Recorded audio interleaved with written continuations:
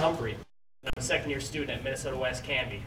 On behalf of the students of Minnesota West and Southwest State, I ask all of you for your support now to help us so we can help support you in the future.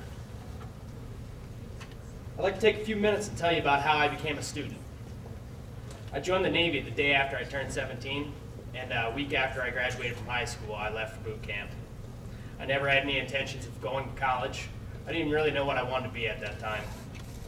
After completing my tour of duty, I had a choice to either stay in California or move back to Minnesota. Did you know that if you change your residence to California when you get out of the military, they'll pay for your entire school at any state school in California? I chose to move back to Minnesota. When you're 18, it's hard to imagine paying for school yourself, but imagine when you're 26 years old and have a mortgage, health insurance, taxes, and then you have to stack bills and tuition on top of that, all while quitting your full-time job. If I choose to work in rural Minnesota, I can expect to make $10 to $13 per hour for my first couple years in the job market. At that rate, I can't afford to stay in Minnesota. If prospective students leave, who will develop our technologies? Who will provide us with health care? And who will pay into our economy? If we don't take a stand now against tuition hikes, soon I won't be the only person looking for work out of state. These are days when we must rely upon each other, because only through working together are we really going to accomplish our economic goals. If we really are to advance as a society, we need to back up and look at the whole picture.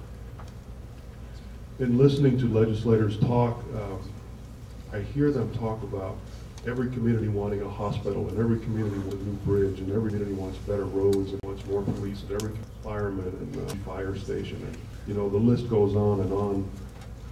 You can imagine, though, as somebody who's devoted his entire life to higher education, I have a rebuttal, which is that those expenses are important, but they are indeed expenses. Higher education is not an expense, it's an investment. Want to do something better with your life?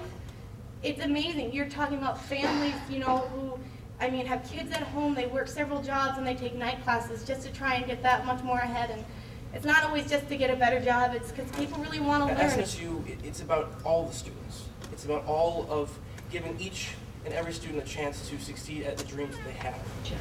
Higher education has a huge impact on all education because we train the teachers at all levels.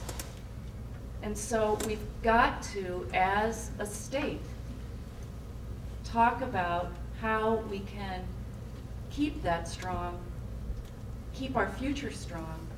Their message is loud and clear, and that is that we cannot diminish what we're doing in higher education, and we can't balance our budgets on the backs of the students because they're doing everything they can already. It was that they were working 30 or 40 hours a week.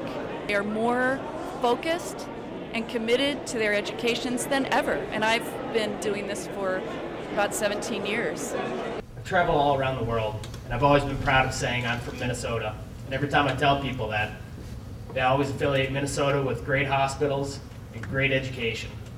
Let's keep that all together, and hopefully we can support their views of what Minnesota is.